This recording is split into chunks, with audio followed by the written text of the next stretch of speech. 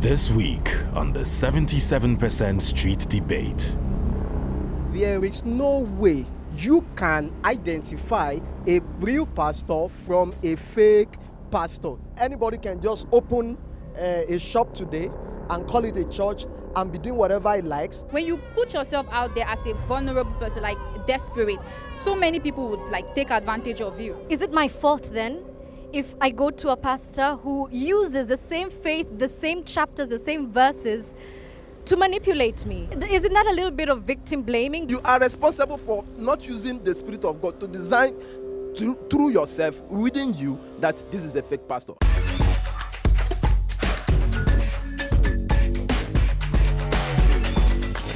Hello and welcome back to the 77% Street Debate. My name is Edith Kimani and this week we are in one of my favorite places in Africa, Lagos, Nigeria. Now, in this country, miracles have been known to happen. The dead have risen and diseases that have yet to have a cure have actually been cured. But these so-called men and women of God, the miracle workers, are under the spotlight because they might just be scamming people. And so today we are here to ask, does Nigeria have a problem of scam prophets? Who better to answer this question for me than some fellow Nigerians? I know you want to say something. I'm going to come to you. It's already getting heated here. But I want to start with you, Olatunde, because, I asked a very vague question. I want you to answer it for me. Does Nigeria have a problem of scam pastors or scam faith perpetrators? Okay, that's not an exaggeration to say we have a problem of fake miracle. A lot of people have lost their faith because of such. They have lost their money. It is not issue of individual issue alone. It's a social issue. It's a general issue. It's a national issue. It's something that needs a lot of attention. Social media is talking about it. Everybody knows about it. However, it doesn't mean that we don't have people who are genuine people, who are doing the right thing, and also people having their miracles, real miracles there. So, all right. So we have Pastor Oluwase here, who claims that he's one of the genuine pastors, one of the genuine people who's leading people into faith. How does one tell the difference? Okay, thank you very much. As a matter of fact, not only in Nigeria, in every nation of the world, you find both fake pastors and real pastors. As a matter of fact, if there is no fake, you can't get the word original. For instance, I'm sorry, please repeat that again. You're saying there cannot be an original unless there's a fake? There is no original. There can be fake. Okay. In Nigeria, the highest denomination is 1,000 naira. Can I give you fake 2,000 naira note? You will reject it immediately. So the fact that we have fake pastors is the major evidence that we have original pastors. So in Nigeria, we have both fake pastors and original pastors. Jesus Christ says that, I know my sheep and they know me. Okay, so because not everybody here is a Christian and not everybody here follows the Christian faith, let's just come back to the facts, right? How do you distinguish between the original and the fake? Why should we trust you when you say you're a genuine pastor, for example? By their deeds. By their deeds, you will know. In the sense that when you see a genuine pastor will do things according to the biblical injunction. When you see fake pastors, they do things against the word of God. So by their deeds, you know. If somebody tells you that he wants to pray for you, you should bring money, run away for your dear life. It's a fake pastor. It is not expected of a genuine pastor to ask for money. Okay, so you're saying that the financial motivation is one key sign that this person might be fake. All right, let me come to David here for a second, because we're hearing that it's very easy to tell a fake pastor from a genuine one based on their actions. But you didn't have that choice, did you? Tell me a little bit about your story. I'll hold the microphone for you. All right, thank you very much. You see, a German philosopher said, religion is the opium of the masses. And it is quite unfortunate. It is quite unfortunate in this part of the world where we spiritualize common sense and medical issues, which often lead us to the so-called prophets. I am not absolutely disputing a fact that there might, I'm not saying categorically that there are, but there might be real pastors somewhere, I don't know. But the truth of the matter is that there is no way you can identify a real pastor from a fake pastor. Let me give you an instance. I am a person with disability. I have visual impairment. I cannot see. Do you understand now? Yeah. When my visual impairments began, the first thing my parents thought of was to seek a spiritual solution to the challenge instead of seeking medical solution, which could have probably provided a lasting solution to the problem. But instead, they resorted to seeking spiritual solution, and that led us to many traumatic betrayal in the hands of all these so-called prophets. Are you angry at your parents for this? See, you can only know how dangerous the voyage is until you sail close to the wind. My parents were desperate. Being the first child, they never wanted their child to become a visually impaired who cannot see, because they thought that would probably be the end of the road. So they were desperate for me because they believe this is a society, as I said earlier, where we spiritualize commonsensical issues. So they believe that the only way which the affliction could go away was to seek a spiritual solution. Do you understand now? Yeah. Then the journey began. Okay, thank you, David. I'll come back to you in a short while. I just want to introduce Fortune here for a second, because you're a believer, right? So how does it feel when you hear David say that perhaps the spiritual guides, the spiritual leaders might have betrayed him and his family? When, I'm sorry, but like when you probably, like, let's say you have you're sick, right? You need to understand that, first of all, medical attention is needed, right? And then there are some people that have visited hospitals, they've done the necessary things, and they still didn't get their healing. And then when they went to church or to visit a prophet or something, they got their healing. I think it is more of, it has to do with your faith first. You don't have to assume that because this person is a man of God, he's like an assistant Jesus or something. No, right? You have to believe inside of you that, yes, I can receive my healing. I can be healed first before you can get that healing. All right, let me come back to David and just clarify. So did your parents seek medical attention at all for you, or did they just leave it to faith-based miracles? You know, the last speaker said something that got my goat. She said that you have to believe first before seeking a spiritual solution from a pastor or a prophet. And that is one of the problems that is leading Nigerians to the hands of these many fake men of God.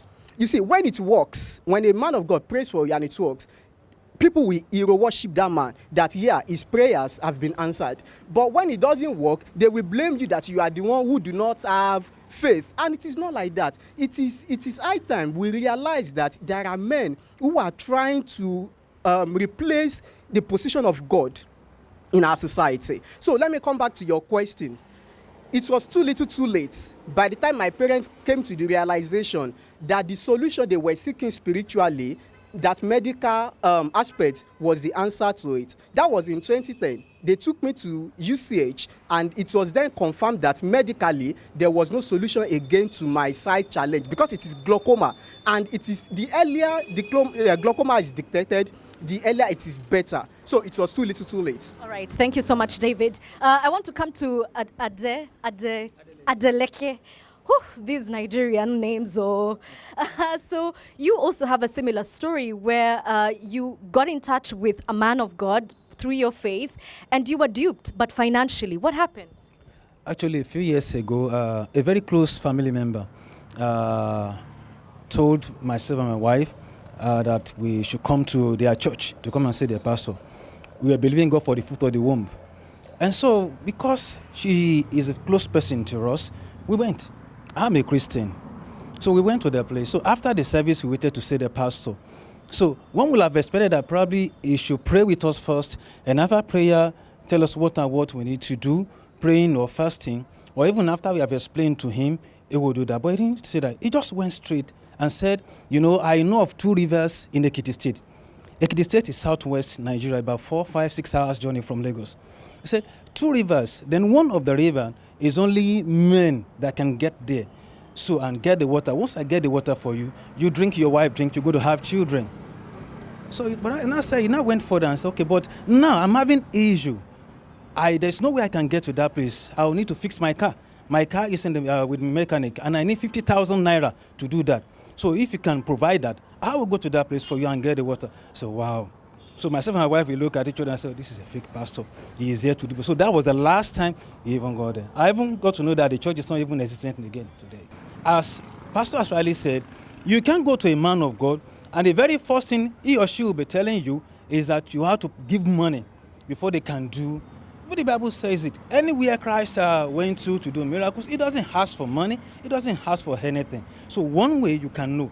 Okay, let me come to Victor first before I come back to you. So we're hearing that money seems to be the thing that everybody is like, you shouldn't ask for money in a church. Is that ever?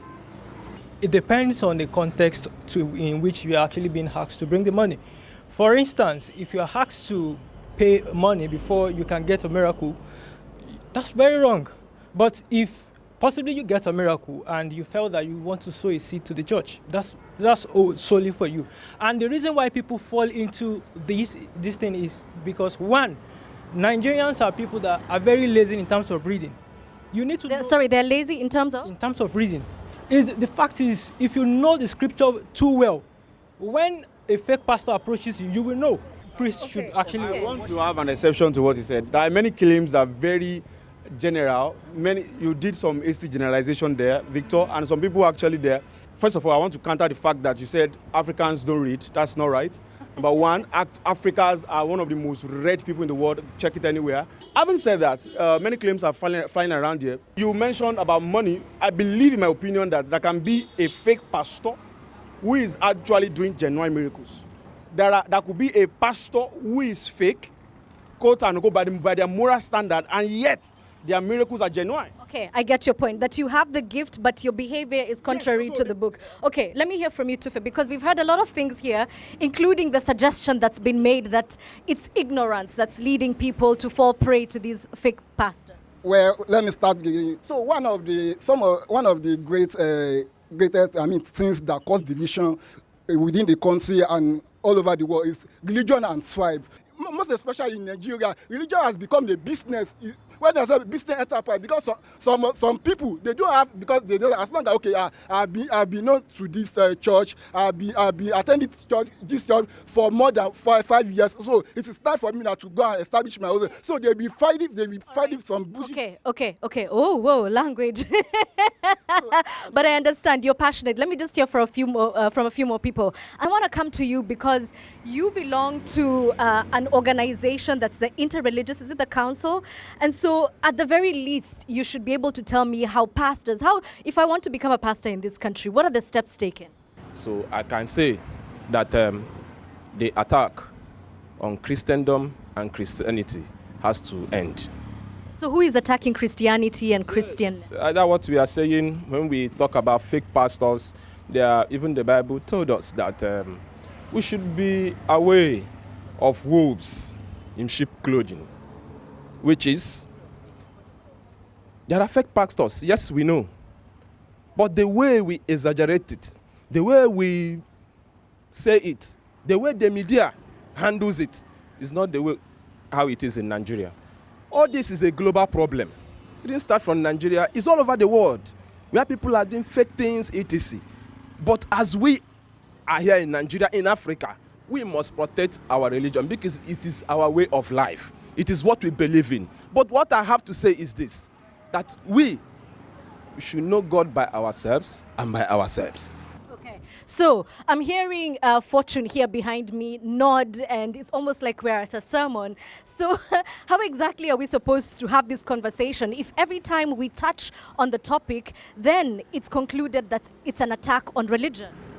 Okay, first off, I want to purchase what he said earlier by knowing God for yourself. And now, when you I just feel like there's always that gut feeling, right? When you meet a pastor that is not genuine or an imam that is not genuine, there's always that feeling inside that tells you have to leave this place. But isn't that a little bit of victim blaming? Because a lot of the time, the people who fall prey to these false miracles are very desperate. We should always try to not expose yourself. Let me use that word. Don't make yourself look so, because when you put yourself out there as a vulnerable person, like desperate, so many people would like take advantage of you. Let me hear from Tunde again. I want to say this. This thing I'm saying now is looking like I'm against or for. But however, so the point I'm making is that people are allowed to actually practice their religion. People are allowed to practice what they want. I think why this is very important to us here is the social implication of the fake pastor thing. That's why it should be a debate in the first place. It affects our finances. It affects even our psychology. It affects the way we reason. It affects the way we even want to seek medical attention. Let me speak to David here for a second, because we're talking about the impact on society. David, if you don't mind standing up for a little bit, Damilola. So when you hear about, the debate that's happening here in the background, I'm just curious what your relationship is with religion at the moment. Thank you. Firstly, let me speak to what the member of interdenominational religious body said earlier. See, never you try to silence an opinion. There are people who have been badly impacted by this so-called fake men of God. Let me tell you personal experience. A prophetess introduced my mom and I to a prophet in our neighborhood at Ikotoegbe there. So when we met this man, my mom was happy that finally the miracle she had been seeking will come. After touching my eyes for, let me say, 5 minutes, he said he would collect 60,000 to perform the miracle that I will see without any problem. So my mom agreed to pay him. So the following morning, having left the imam pastor, the news broke in our neighborhood that the pastor, the prophet, had been arrested. He was the leader of an armed robber group that has caused much damage in Lagos and southwest Nigeria. I still have a relationship with religion. Do you understand? And the relationship I have with religion is that I am a Christian. I know God by myself, for myself, and I'm not hero worshiping any pastor. All right. So because he mentioned you, let me just come back to the same question that I asked Victor and Fortune. So is it my fault then if I go to a pastor who uses the same faith, the same chapters, the same verses to manipulate me? Is that my fault? It's not your fault. It is not the fault of Christianity. And let me say this. There are a lot of people. So whose fault is it? Let me come, because I want to put the answer straight. When I started, I said there are wolves among the sheep. You remember that? Yeah. I said it when I started. Let me say this. Association. But I'm sorry, you're skirting around the issue. No. I asked you a very direct question. So who is responsible? And I didn't say that you are responsible. You, the person that went to the pastor, you are not responsible. And as well, you are responsible for not using the Spirit of God to design through yourself, within you, that this is a fake pastor. How do you identify a fake prophet or a fake pastor? Number one is through their teachings. But they're using the same Christian Bible that you're preaching. Whether they are using, you will know. If you have the Spirit of God in you, you will be able to decipher who. Okay. Hey, Fortune is about to beat me, please. No, I'm not. But like, he said it already. Yes. The pastor, I already said, he's not an assistant Jesus or assistant God. You need to understand that the healing is from God. The pastor is just, like a guide. I'm completely with you up until there. My question that I keep coming back to is, when the law is broken, when people have been manipulated and their lives have been thrown in shambles, how then should we hold those people responsible? Okay, fine. When you know that you went to a particular church and maybe you got duped or something, I mean, you can always maybe go to the police or something. I don't know, do the right thing. I don't know. Hey, Damilola is laughing. Why are you laughing, Damilola, when she suggests that you should go to the police? Because she's absolutely confused. Because Miss Fortune is absolutely confused. Guys, give him a chance, please. Give him a chance. Miss Fortune is absolutely confused right now because there's no police in the entire universe that will attend to spiritual matters such as that. When you have a long-standing issue, your discerning spirit will be absolutely silenced. What you will be seeing is a way out of the problem. So you cannot blame someone who has gone to a pastor because that person has entrusted his belief in that pastor. Okay, thank you very much. All right. So now I am a lawyer. Number one, I will blame the pastor too. There are consequences, clear consequences.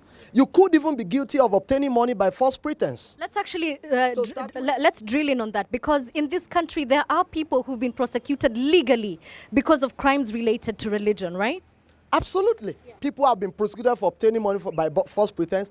People have been prosecuted for rape. They will not go unpunished. Okay. In the law of the land, there are repercussions for people who are ready to take it up. And in the law of God, damnation is reserved for. Let me come to Belusochukwu for a second, because I want to know, within the Interreligious Council, do you have checks and balances so that if somebody comes to you and says, hey, this pastor in my church did X, Y, Z, what are the steps that you take? You have a disciplinary committee, which in can we have ethics committee, where issues like this are being reported and it's being handled. There are some things that you don't come out openly to handle. You handle it and you treat the issue, and it is settled. All right, let me ask another question. Can the church be trusted to police itself? Can the police police themselves? Yes, the church 100% can be trusted. Let me hear from these two gentlemen here. They've been trying to get my attention. Yeah. I want to counter what representative of Interreligious. Weeks ago, there's something that trending issue on Twitter about a particular pastor. I don't want to mention his name because it's trending all over the world. That he says, I must carry my twins' soap. I'm a miracle water, miracle stone. To the extent that, and then meanwhile, this particular pastor continue with his ministration, maybe. Should I call it administration or alleged administration? But for the past 3 weeks, so nobody has penalized this man. That's why that the federal government has taken charge of this particular day that they must close the church, even though the church is yet to be closed. Okay. Let me come back to Pastor here for a second, because we're hearing that one of the solutions could be closure of churches. Is that a bit risky, because now state and church start interfering with each other? Okay, thank you very much. Let me first of all respond to what you have said, that all pastors are selling is a fallacious statement. He didn't say all. Okay, well, some, and those who are doing that, they are fake, as I've said. Now, the truth of the matter is that in Nigeria, a lawyer is here, there is what we call freedom of religion. Freedom of expression. So you can't stand as a body and say that you want to close down a particular church. No. It's not possible. So you can't stand up and say that you want to close down a particular. It's a religious organization. You can only teach people original things. Yes, but indeed, even the right to religion does have its limitations, right? So where is the line? The truth of the matter, when you talk about limitation, some years ago in Nigeria, I won't mention the name of the church, as regards the issue of miracle, they will show it on TV. The person will just wave his hand and people will fall. Government stood their ground and they commanded, government commanded broadcasting to stop the issue of miracle. They should be teaching the word. So it is expected of government. Yeah, exactly the point. Thank you. Now, what I am talking about is religion is meant to be practiced by everybody, and there are limitations to religion as well. Like I said, there are some things that we call medical issues that should be solved in hospitals are being taken to church. And these are things, for example, I need money to eat. If I had good employment, I will not be seeking God's help on employment. These are things that people can get anywhere by simply just a good system. Okay, so let's bring this conversation, yes, but I want us to sort of zoom in on a kind of solution, because at the beginning I asked if there was a problem, and I think we can all agree that there is a problem, right? But if we're saying that people have the right to have religion, that the state should not interfere with the church, how then should we resolve it? Let me hear some from the lawyer. Thank you very much. There are no human rights that are absolute. Yeah. Every human right have limitations. And when there is the possibility for abuse and for individuals to take advantage of innocent members of society, government still has a level of responsibility to protect the public. It's a little tricky, but we can strike a balance. You know, anybody can just open a shop today and call it a church and be doing whatever he likes, and nobody calls the person to order. So I still feel that even though it is important to respect the sanctity of the freedom of religion, there is still a need for the system to be regulated to an extent in order to protect innocent members of the public. Now, secondly, at the level of the church, you know, you asked the question whether the church can self-regulate itself. I believe with all sincerity that the church is not doing enough. So there seems to be this class solidarity at the top echelon of spiritual leaders in Nigeria, so that there were clear cases, there had been clear cases where their colleagues and pastors who are famous did something wrong, there was a solidarity at the top level to silence the dissenting voice. And so even followers must have a stance that when somebody has clearly crossed the line, all of us must join hands together to expose the person and ensure they are prosecuted. Okay. Thank you so much. All right, Damilola, let me finish with you because you obviously have a very personal experience. When you hear about all these solutions, does it surprise you that prosecution of fake pastors is not one of them? It is absolutely amazing. The only solution I think, which I know for sure it is practicable and it is workable, is through media. I think the media has a pivotal role to play here. See, don't believe that when you see a wrong thing that a man of God is doing, you are trying them through the media. No, you are trying to curb a social menace, which if it occurs, miracle seeking continues. Woo! I couldn't have picked a better place to wrap up this debate. A very personal issue that obviously needs to be discussed publicly, as we've heard from every single person on that panel. I don't know about you, but I had fun. Thank you for watching.